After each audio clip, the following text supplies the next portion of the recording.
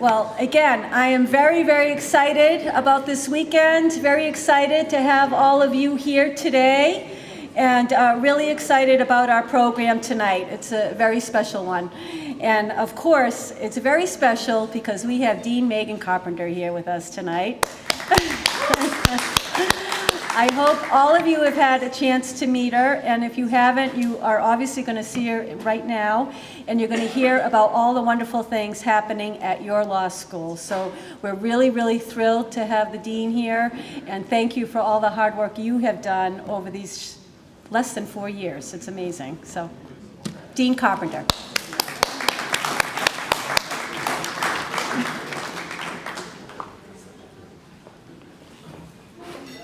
Thank you so much, Maria. Also, I didn't bring my reading glasses, so I have some notes, but if I start talking nonsense, just wave your arms wildly and I'll know I'm totally off track. I'm already talking nonsense? Ellen. I'm actually not going to talk very much about the school, but I do want to talk about you all. So you may have heard me say throughout this weekend that your law school, the one that you all have helped to build through these decades, is thriving. You know that we just enrolled our largest class ever, and the students are engaged and eager to learn, and there is so much enthusiasm in I've been thinking in the last few months that there's so much enthusiasm in the hallways until I encountered yesterday the arrival of all of you, which just sort of blew the roof off. Led by John Graby, our Rudman Center has more programming than ever, and students that are interested in public service and public interest have incredible opportunities ahead of them. Courtney Brooks is now leading our Daniel Webster Scholars Honors Program, and it is still not only the first in the nation, but the only program of its kind in the nation. Mickey Minhas is leading our IP program, and just finished an incredible sort of roundtable where professors from across the country and including outside the country came to talk about their latest scholarship, and he's doing really incredible work, and he's right actually there. We have faculty and staff who are leading the way in so many spaces, but we're really able to provide this kind of innovative work and celebrate scholarship because of the support that you all offer. And so our most recent philanthropic support has come from the class of 1976, which is the very first class at this law school, which was started in 1973. And I have to tell you, I first got to know this class in a way that seemed odd at the time, but is perfectly fitting now in retrospect. When I'd been on the job just a few months, and some of you know this story from me, and some of you know the story from the other person involved in this story. But I was on the job a few months, and I was sitting in my office, probably still trying to figure out my way around the building, when this woman just runs in. She is a bundle of energy. I don't know if she should be thrown out. I don't know what is supposed to happen. And she says, "Get your purse, we're leaving." And so she seemed really authoritative. So I did probably what I shouldn't have done, which I thought, you hear in the papers, you just picked up your purse and you just went with her? Yes. So I grabbed my purse, and I'm walking out following her, and she looks at my assistant and she says, "Get your purse too, you're coming with us." So she gets her purse, we follow along and lock the door of the office, and we get in her car, and she starts driving us along the roads of Concord to this place I'd never been. And she pulls up in front of what used to be a bull barn. And it was Nancy Richard Stower. And she said, "You have to see this. This is where we started. This is where it all happened." So we pulled up, and we get out of the car, and it's kind of a church, kind of a daycare. I'm not entirely sure what it is right now, but they didn't want to let us in. There are kids kind of playing outside, and so, we're not open, maybe you can make an appointment later. And she's like, no. And she said, she told me to go, you just stand here. And she walks over, and she starts talking to the people, and I just knew, they were probably about to pick up their purse and do whatever she said. And so within just a few minutes, she's taking me and Mary, my assistant, we're filing in to this old building, and she says, this is where we had classes, and this is where the bird was, and this is where we kind of had a library, and this is where all the students did admissions and served as kind of the reception area for people who came to visit. She's like, and this is where our sort of token upperclassmen hung out, Joe Dickinson, wherever you are. And that, for me, was a really interesting afternoon, but in retrospect, it, for me, defines the spirit of that first class. It is a trailblazing spirit. It is one of determination and creativity and grit. And that's not just characteristic of the first class, but that just is threaded through this entire law school, and it is something that is so unique. I've worked at other places, it is just nothing like this. There are so many of you who've shared stories with me of that kind of determination and creativity, entrepreneurship and grit, including Brad Olson, who is a class of I think, 94, is that right? And he talked about like being on the way to the bar exam and getting in a car accident, and he's taking the bar exam and he's sort of picking glass out of his hair, and he's like, that's the Franklin Pierce way, And I see that in all of you, and I know that you all see that in one another, regardless of the year that you graduated. You connect with one another, you develop clients, you hire each other, you have a trust when you're negotiating with one another. And we want to be a part of that throughout the arc of your entire career. It was funny because one of our graduates, I think from Tim Ryan, from I think the class of 2000, ran for president this last cycle. And when he was working on his stump speech, he came back to his professors and was sort of running his stump speech by his professors to get their comments and their thoughts. We want you to be a part of our lives, and we want to be a part of your lives throughout your entire career and beyond. So perhaps there's no better sign that the law school plays than the fact that this first class, the class of 76, is choosing to honor the school and our students to try to help make a legal education affordable to law students. They've established the class of 1976 Trailblazers Scholarship Fund. And it's an endowed fund, and what they want to do with it is they want to honor the trailblazers who started this school, the faculty and staff who had a dream and made that happen and worked with all of you to see it not just survive, but thrive.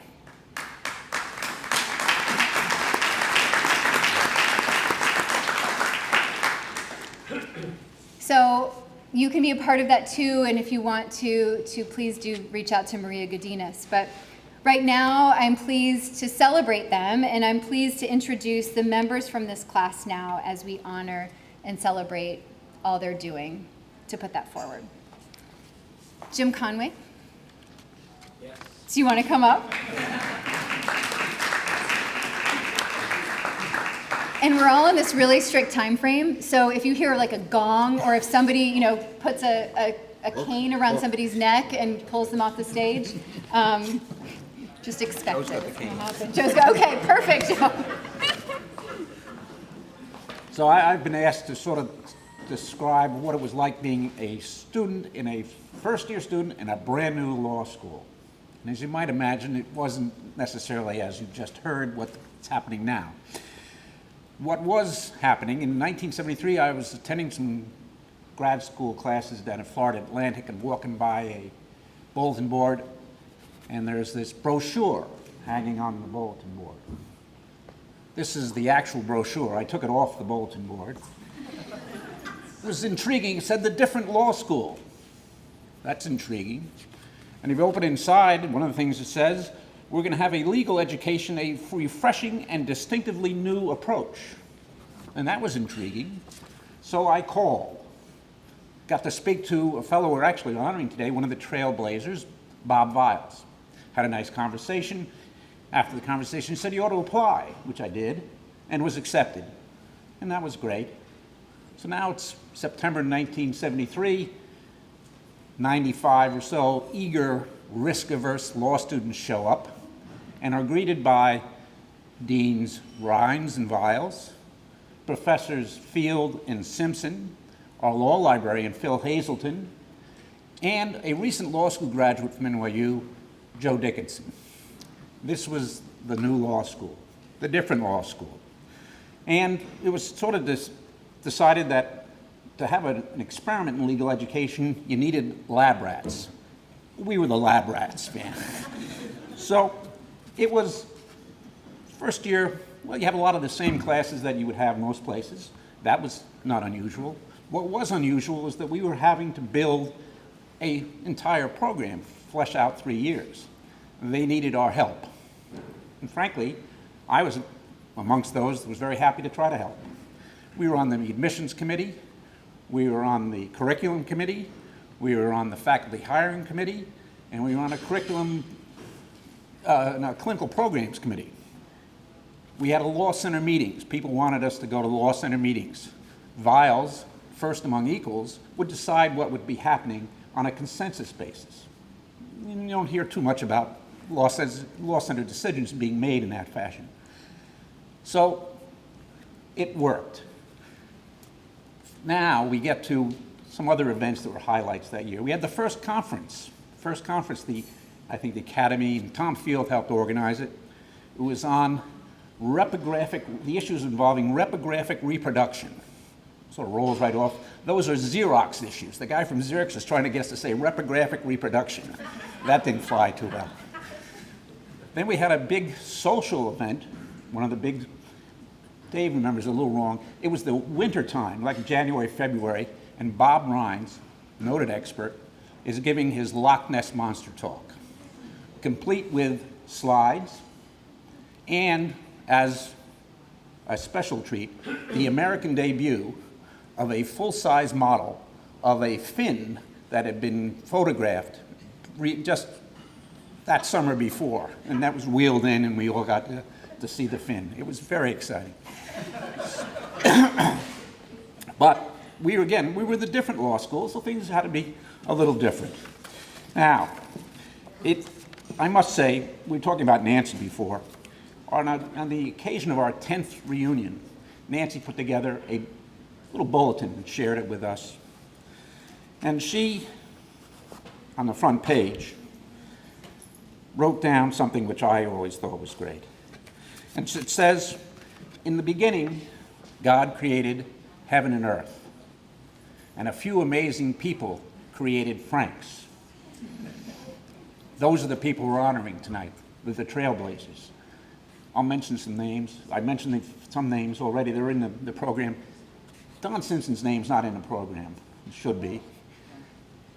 They mentioned some staff people, Jeannie McKay, Walden, Joan Parker, Blanche Tyson. Phil Hazelton was the librarian, and he put together the library that allowed us to get accreditation very early on. So those are important people. So in closing, basically, I always want to think of this as the different law school. And I want it to be that way forever so that everybody else can enjoy what we got to enjoy. Something's only new once, but that doesn't mean it can't get better. And that's what people like Megan are taking care of. So, thank you.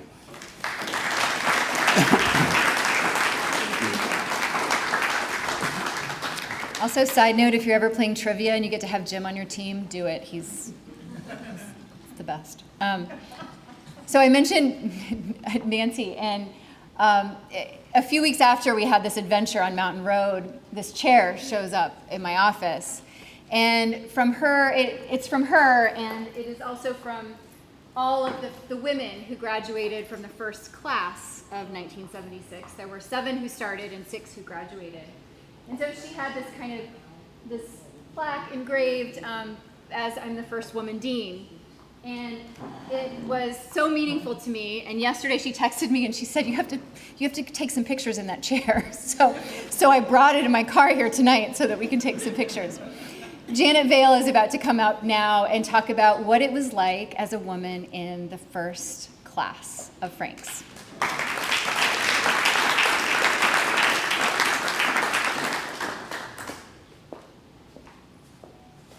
Well, first, we would not have a celebration without Nancy Richard Stour being here with us.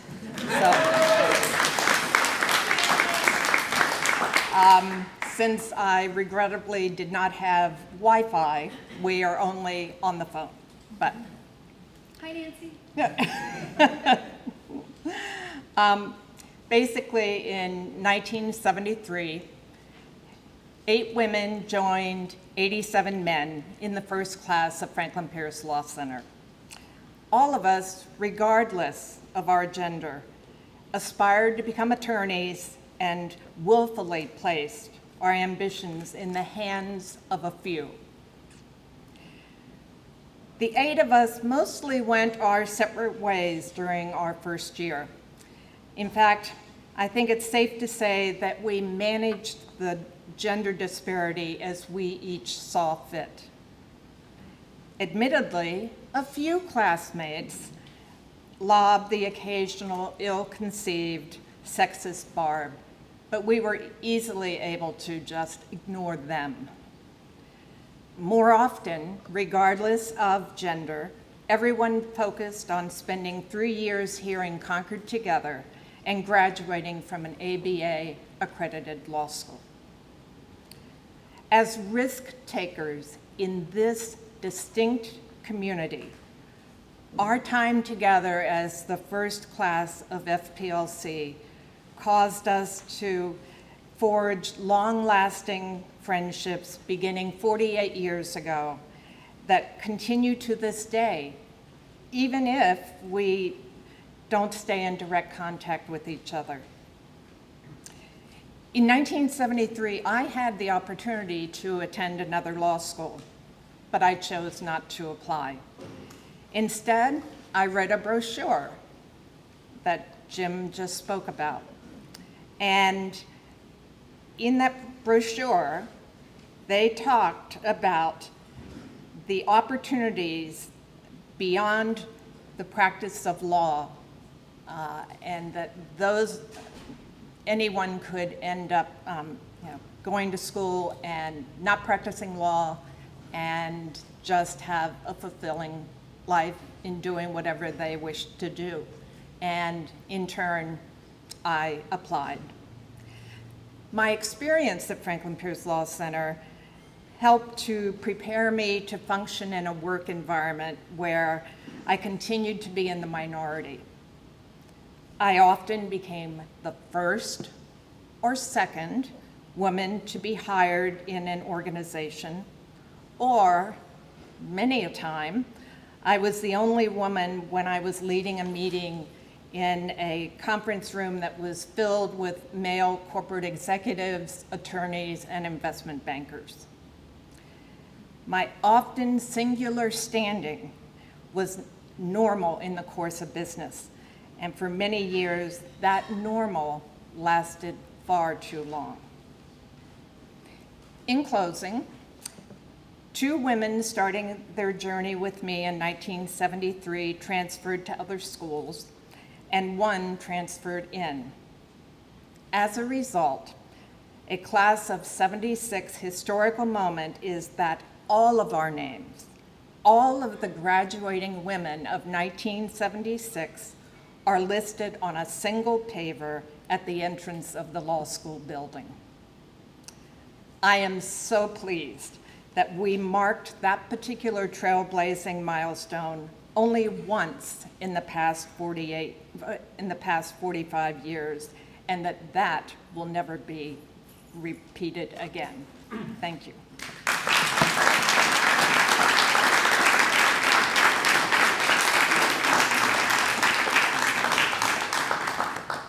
Thank you, Janet.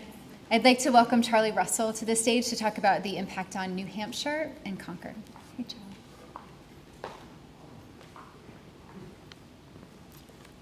Thank you for the kind words from Jim and Janet. It's been a long time.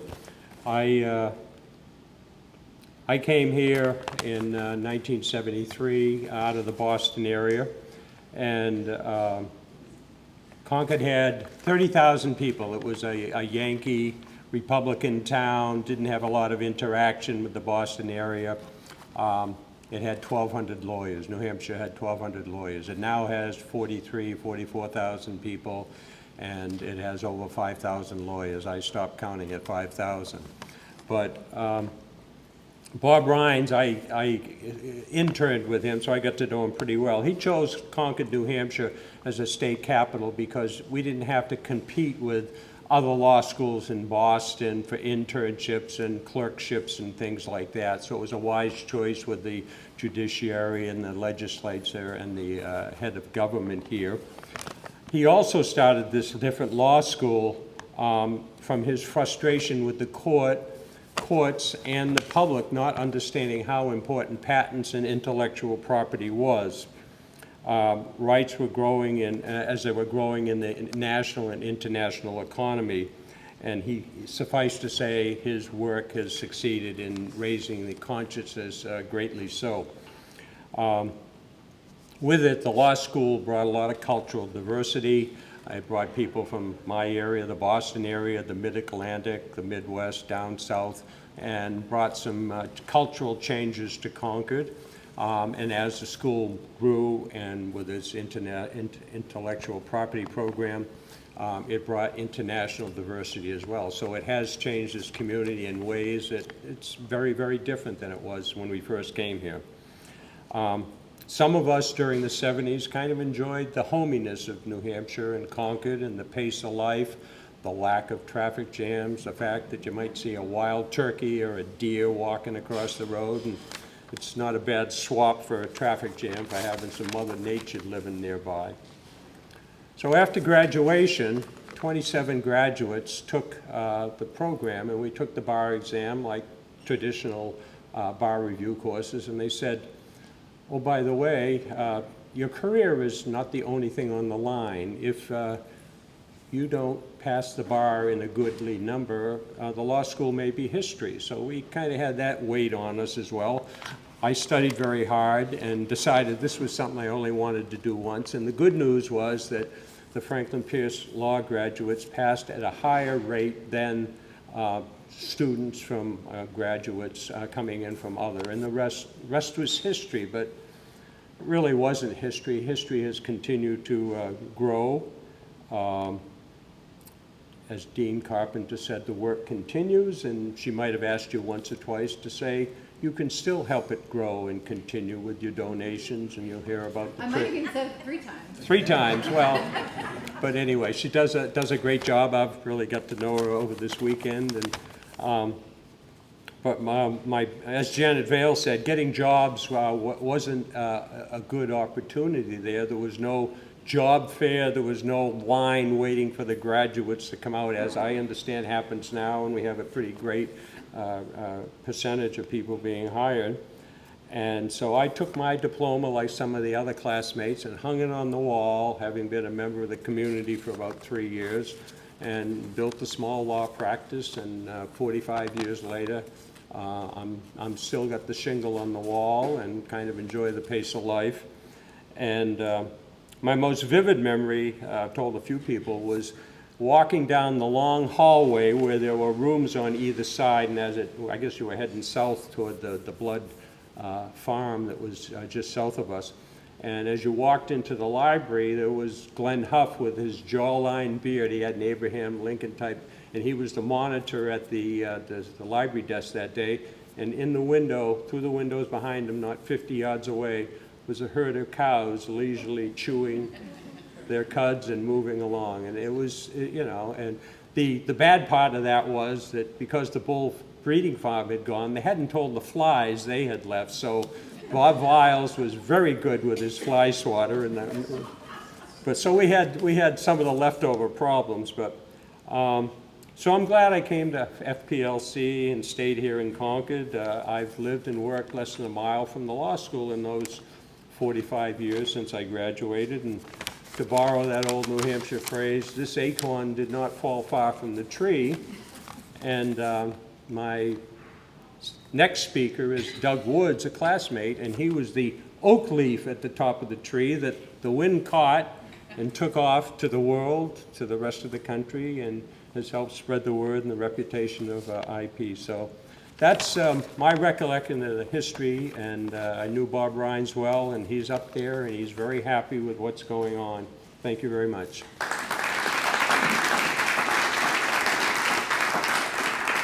Thanks, Charles. I'm going to welcome Doug Wood up here now. And Doug has said to me from time to time that he wouldn't be where he is today without the law school. And I don't know about that, but I definitely know that the law school would not be where it is today without him. So I'm going to hand the show over to him now. Thank you so much, Doug, for all you do. It's so serious now. This is like Dean Martin now. We're going to do a roast. Okay, so we're going to have a little fun now. But I was asked to talk about what IP, the impact that the school had in IP internationally. And most of us, when we came to Pierce, we had no idea what IP was. We just didn't, just wanted to go to law school.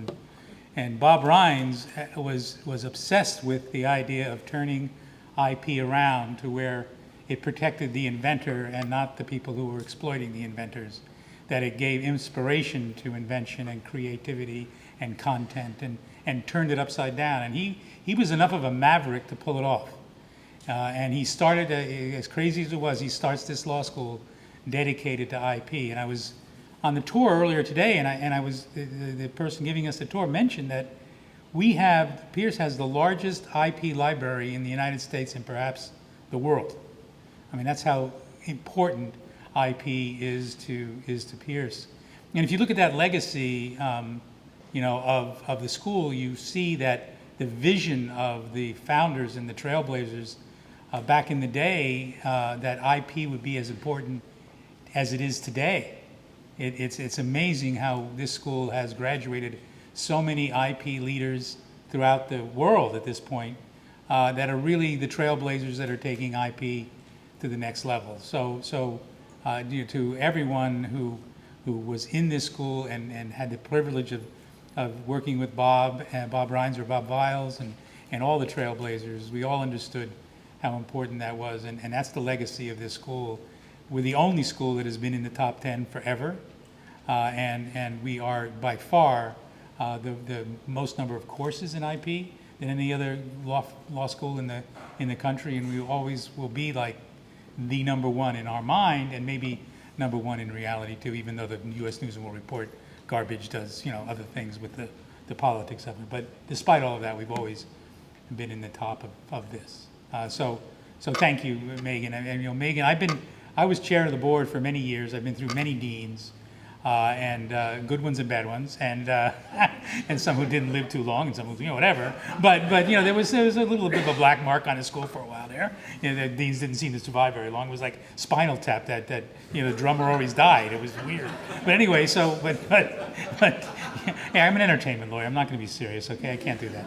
But when Megan came on board and she and I met, and I've said this before, what a breath of fresh air. And she understood IP, and she understands IP and the importance of it, and she's been a wonderful leader. And I will echo her request, loosen up your wallets and give a little money here. We've got some stuff, but we want you to remember us as often as you can. So am I to now go to the next deal, or what are you going to do? You are. In fact, I think you're going to make a plaque presentation to Professor Hesse. I am indeed. And do we have the plaques up here? Where are the plaques? Yes, they're right there. Oh, okay. So. That's not the right one.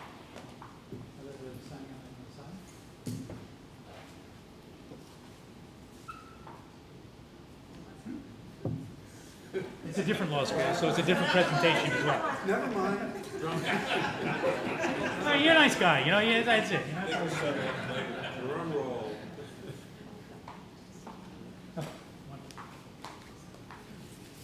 So, I was given the honor to present to the trailblazers that are here a little plaque that we created for them. But more importantly, what we did was we endowed my classmates and I endowed a scholarship fund. We raised a little over $200,000 in their honor, and that will carry on the inspiration that all of them brought to us. And I have the honor to present to two of them tonight who are here. The first is Dick Hesse, and what I tried to do was find some fact about each of these two guys that I didn't know back when. And so I was searching the internet, thank God for Google and everything else, and all the things that they're up there for. And so I found out with respect to Dick that he was very involved, as many of you may know, in the New Hampshire Human Rights Commission, but he twice was awarded the Bill of Rights Award, which is a very prestigious award. And that was the dedication that Dick had. Dick was our con law professor, had the first class in the morning. It was brutal to get there on time. As he remembers, if he remembers me, I was never on time. And I'm going to talk about why in a minute. But Dick was there every morning telling us about con law and teaching us all these other things. And he was a true inspiration, very much a trailblazer at the time to come here in the middle of Concord, New Hampshire, and teach us all about civil rights, all about the Constitution, all about the underpinnings of the law and how important it was. He taught us how to be lawyers. He taught us how to think like lawyers. And I have forever gratitude for you for that, Dick. So if you would come up and accept this little award here for us. And the inscription on this is the same on all, but earlier today I had the privilege of giving a plaque to Vera Buck, Dane's wife, in his honor. And there's a quote we put in here that I think says it all. Do not go where the path may lead. Go instead where there is no path and leave a trail. That's from Ralph Waldo Emerson, and that's really what this school and guys like Dick were about. So Dick, thank you very much for being a trailblazer.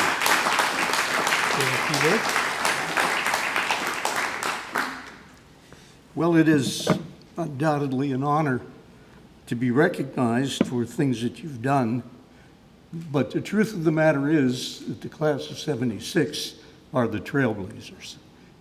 We were along for the ride. When I say we, at least I was along for the ride, and quite a ride it was and is. So with gratitude, I say to you, Doug, particularly because of all the service you've rendered, but to Stour, who was mentioned, too bad she isn't here. I wish she was. She is. Oh. Nancy. There are so many who who unfortunately are not here, who contributed so much in those difficult years. It was this odd mix of difficulty, frustration, and on the other hand, joy. We were friends, and the fact that we were friends made it easier to endure the difficulties. And without that, I'm not sure I would have survived. Whether the law school would have survived, that's another question. I do want to say that a few years ago, I guess it was 5 or 4.5 or whatever, when Megan came, the law school, as you remember, had changed its name. That was not your doing. I'm not laying that at your feet, but there was a lot of resentment among some of you and other graduates. And the concern was that the culture, which was built by the class of '76 and followed through by some of the other classes, not all of them, I regret to say, but some of them. The concern was that the culture was going to disappear. Megan made sure that didn't happen. Thank you.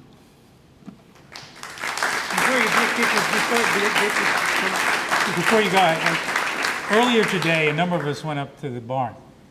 And we discovered in the basement, a bag. You know, and apparently there were things that were not removed from the barn when you moved to the building.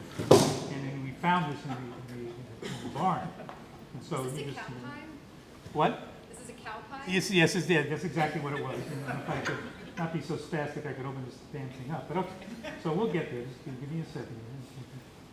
Okay, so we found this bag, and so we looked in it, and we found things that people left. You forgot to take stuff when you left for the barn. And so let me see if I can find the thing that you left here. One second here. Let me see if I can find it here. We did find this, which we didn't realize was the actual proof of the Loch Ness Monster, that this is the actual Loch Ness Monster in a jar. You know, and the real mystery, it's right, yeah, that's it. So we found the Loch Ness Monster, which we, you know, that was good. And then we kept looking, and let's see, what else we found. Let's try to find the thing for you though in here. Something. Oh no, we found Jeannie McKay's calculator for all the financial things she did. You know, I remember when I became chairman of the board, the then new CFO said to me, "What did she use to calculate your finances?" And so we found it. They left it in the basement, which was kind of weird. And then we found the glasses that Parker used to decipher Vile's notes, and she had to do that. And so we found that one. And then so I know there's more in here. Here it is. Okay, you probably remember that when you taught con law first thing in the morning, and a number of us would arrive, our job was to bring the donuts, because we had to listen to you lecture on First Amendment or whatever it was, and we were in the back, we needed the donuts. So look at what I found. I found a bag in the basement of the law school, and the donuts are a little like, they're not quite the same anymore, but I knew you'd want these donuts so that, when you get it first thing in the morning, so those are Just like Twinkies. Yes, that's right. Like Twinkies. So do we have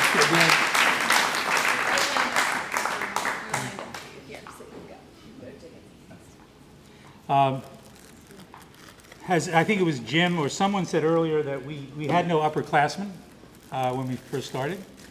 So Joe was there for us, Joe Dickinson. And I'll give you a true story about me and Joe. When I first started here at Pierce, the first assignment I had from Joe, it was a writing assignment. And I went home to my apartment and I couldn't find a pen. All I had was a green felt tip marker. That's all I had, because we had just moved up. So I handed it in green ink, the assignment. He called me in his office and he says to me, this is what you submitted, or something to that effect. And I go, yeah. He goes, this is what you're going to do, you're not serious, don't stay here, leave. And it hit me like a ton of bricks, but he was right. And he made me serious. I give Joe credit for making me a serious student, and for all the success I've had. You were a huge part of that. You may not know this, Joe, but you were a huge part of that, and I thank you very much from the bottom of my heart. If you come up here and please accept your plaque.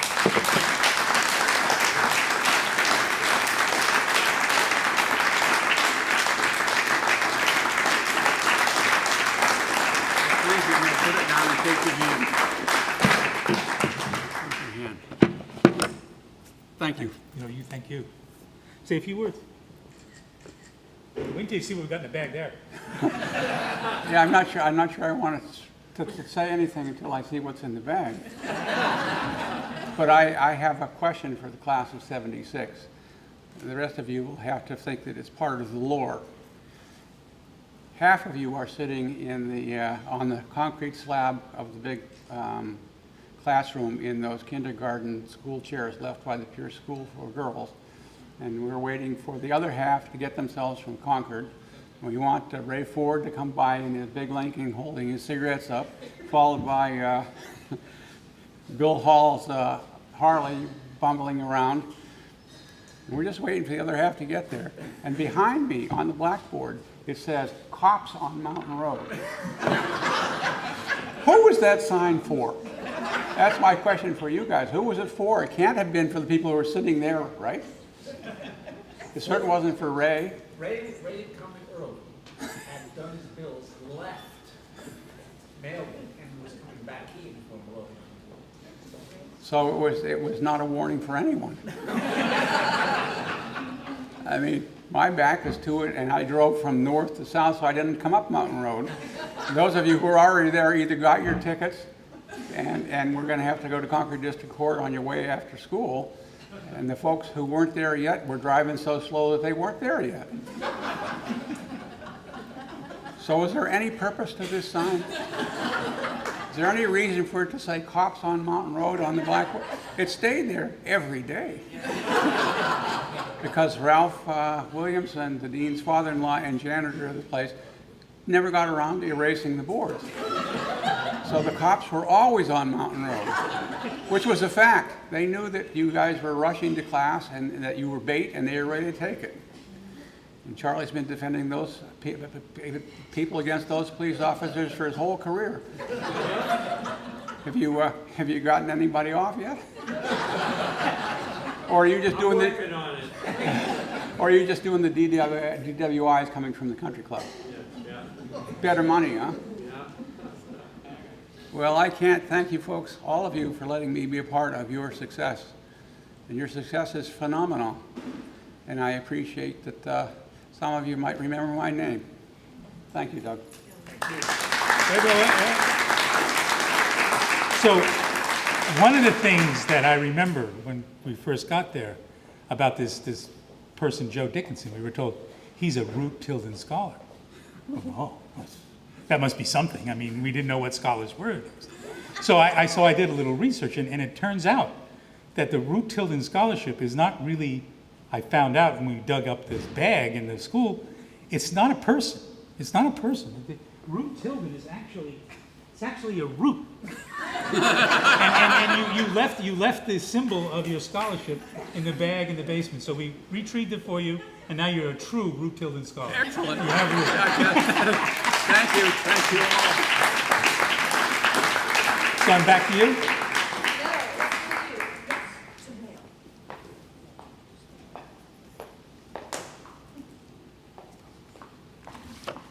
Thanks, Doug. I'm going to move the Loch Ness Monster, and although we could really use a new method of calculation to calculate our budget, it might come out better this time. Okay. Thank you so much, Doug, and thank you, Professor Hesse and Professor Dickinson. I would like right now to introduce Mayor Jim Boulay. Jim Boulay is the longest-serving mayor in Concord, and he has also worked on some projects that are very near and dear to my heart, including revitalization of the downtown. And I think I kind of accosted him at the beginning of this evening and said, like, tell me, we need more housing, we have more students, come on, let's do these things. And he is already on it. So he has worked so hard to transform our downtown and the city of Concord generally, and has a lot more in store for all of us. So Mayor Boulay, I'll invite you up here now.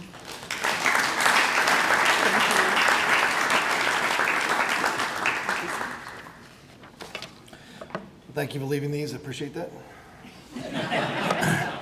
So I usually start my remarks by saying, welcome to another great day in the city.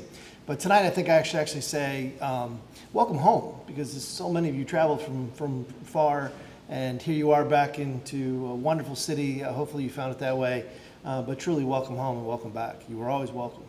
And Dean Carpenter, thank you so much for inviting someone from the city, because the law school really is such an integral part of our community.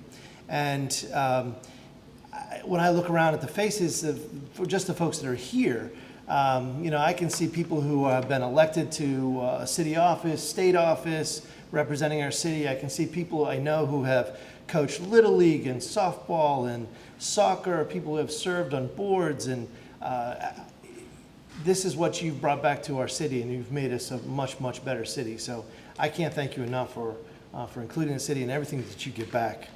Not only has the city benefited, but I personally benefited from the law school, in the sense that I was smart enough that I married one of your fellow alumni, and saved me a lot on law school payments, but that's smart.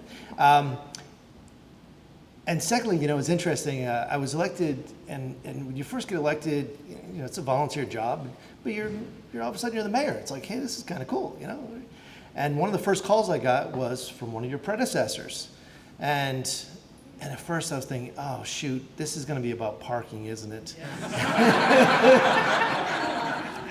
And lo and behold, it wasn't about parking. And he said, hey, we're going to rename the bridge in White Park, Pierce Bridge. And we did, and the city embraced it, and so as I understand it, you all march over it in graduation. And so I'm so grateful that it wasn't about parking, and it was about something positive. So, I did bring a proclamation this evening that I'd like to read.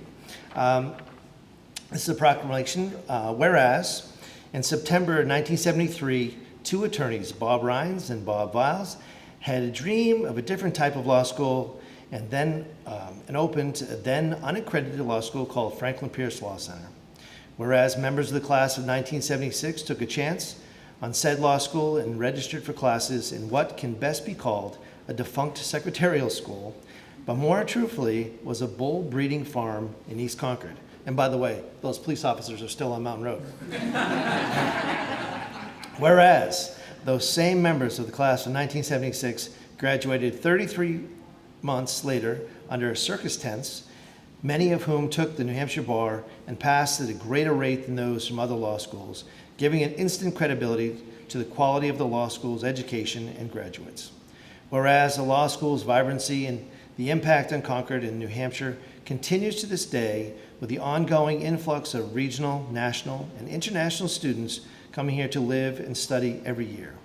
Whereas 48 years later, Franklin Pierce Law Center, now known as UNH Franklin Pierce Law School, has become a world-renowned educational institution known for graduating attorneys of the highest caliber. And whereas on this occasion, the school's annual all-class reunion, the city of Concord enthusiastically celebrates the courageous class of 1976 and the legacy of the UNH Franklin Pierce faculty, staff, and students. Then, therefore, be resolved that I, Jim Boulay, Mayor of the City of Concord, do hereby proclaim October 1st, 2021 as a day to commemorate the class of 1976 on their 45th reunion in the City of Concord.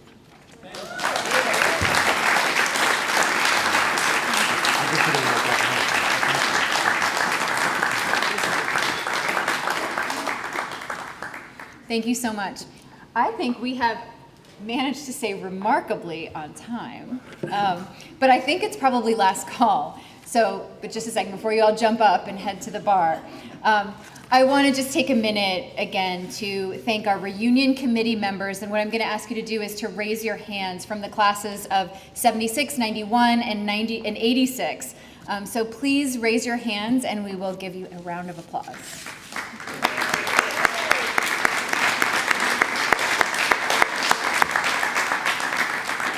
We celebrate each one of you and the effort that you've made. I also want to thank Lando and Anastasi, our primary sponsor, as well as Upton and Hatfield, the Minhas Development and Alumni Engagement Fund, and a huge, huge shout out as well to Ellen Musinski.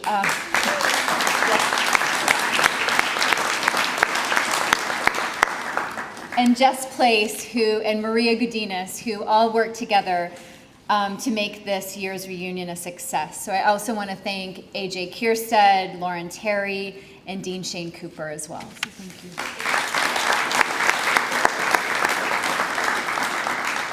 A couple of things we're working on.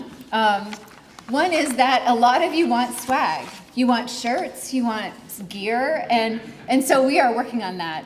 We have a web store now, and there should be on different tables, you can there's a QR code, so you can scan that with your phone's camera, and it'll take you to the web store where you can buy a whole bunch of stuff, but of course, as soon as we created it all, lots of it is out of stock, which is a good sign, I guess, because it's so popular, but keep checking back if what you want is out of stock, because Lauren Terry has done a phenomenal job of we even have a shirt that says Franks on it, so it's cool. So that's going to be great. Also, I think there are giving links to the Trailblazers Fund on QR codes around as well. But finally, I want to mention that we are going to be celebrating, believe it or not, our 50th anniversary in 2 years. So we hope to see you all back here then, if not before then. Thank you for a wonderful evening, and grab your drinks before the planetarium show.